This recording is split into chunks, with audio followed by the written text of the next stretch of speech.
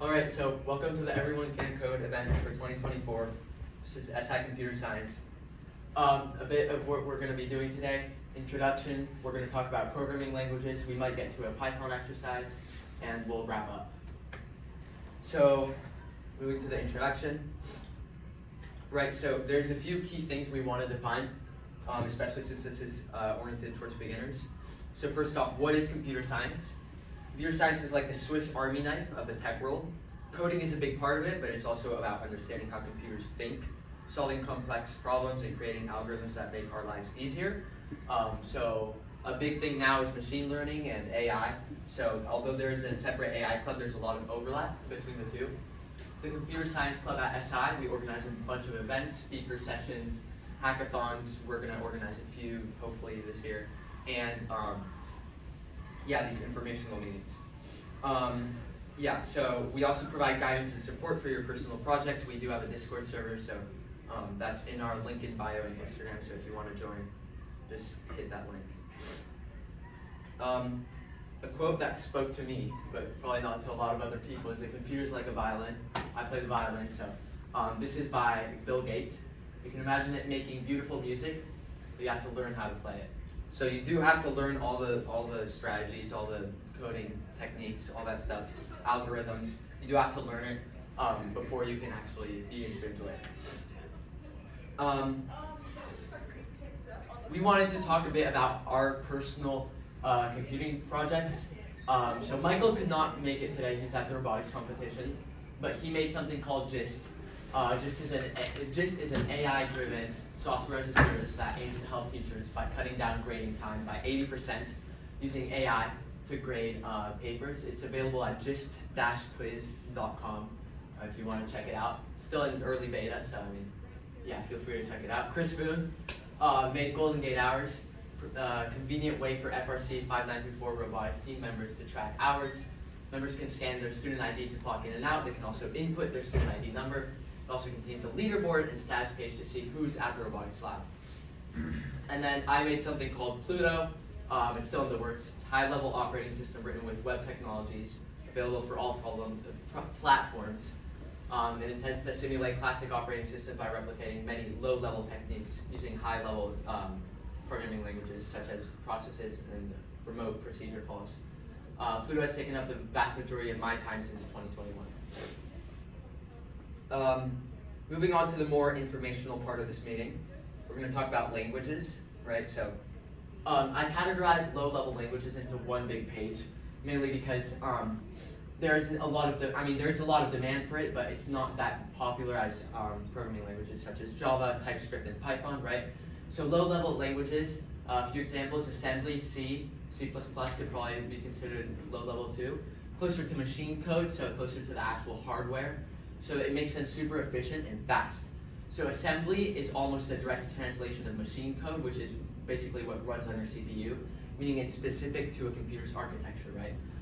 It's used for tasks that require direct hardware manipulation and high performance. C is a bit higher level, so you can use C on all platforms, Mac OS, Linux, Windows, but it still provides low-level access. So C is kind of like that midpoint between super low-level, super high-level. IDEs. IDE is an integrated developer environment.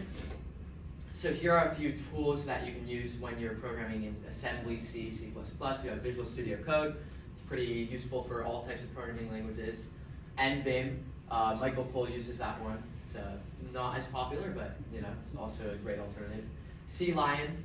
GCC is the compiler for C. LLVM is a tool to, I believe it's modifying memory. And then HDL is similar. It can be found in technically everything. So machine code and assembly is found in every single, from your dishwasher to your dryer to everything, as well as your laptops and your phones. So Linux, the Linux kernel is written entirely in C, although they're starting to introduce Rust. Mac OS, also based on Unix, also entirely written on C.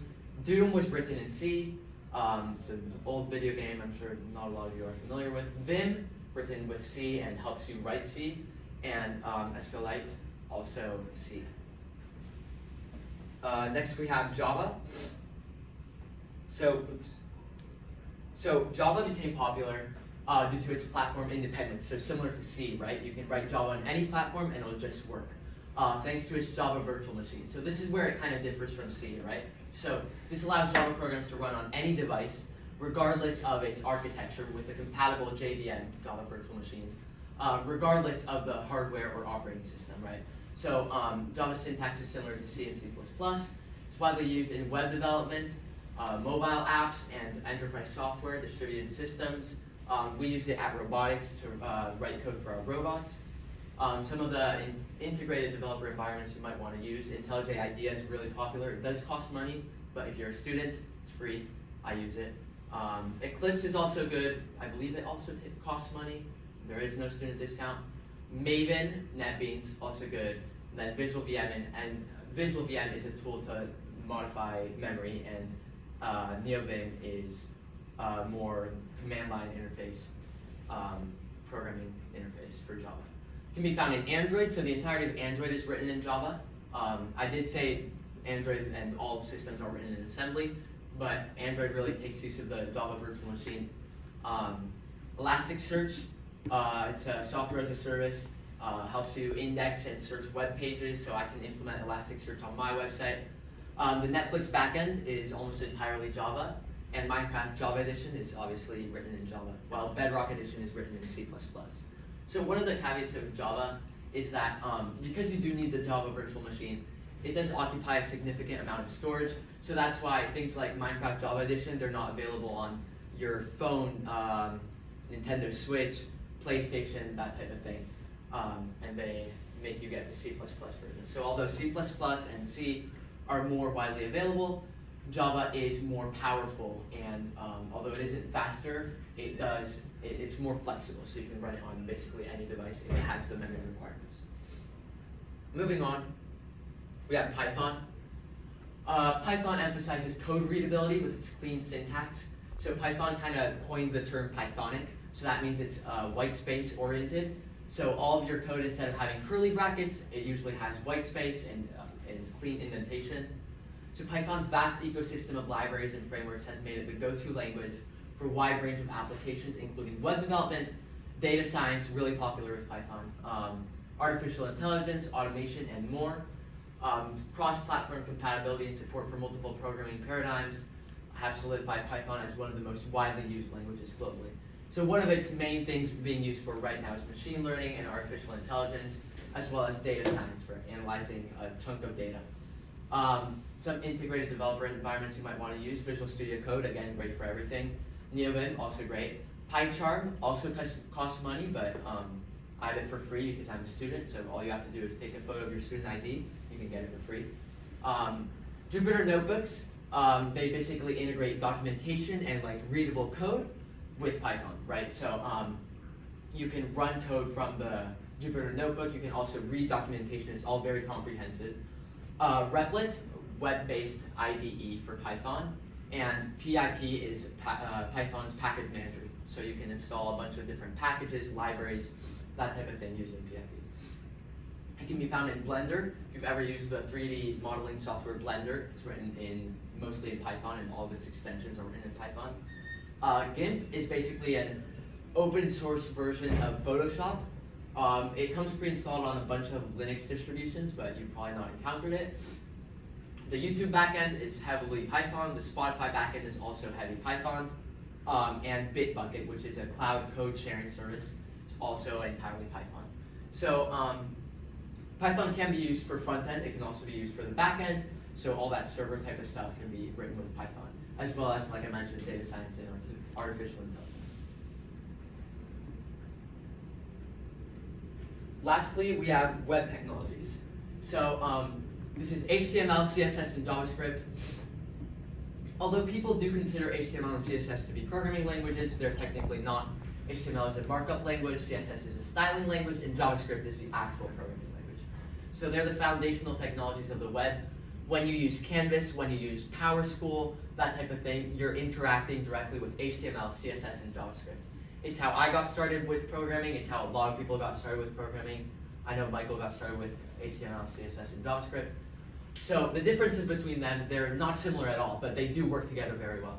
So HTML structures the content of a web page. It defines elements like headings, paragraphs, images. Obviously now we have videos, sounds, etc. CSS is responsible for the visual presentation. So for example, if you want to change the font color, if you want to change the font size, if you want to make something side by side instead of vertical, that's all CSS.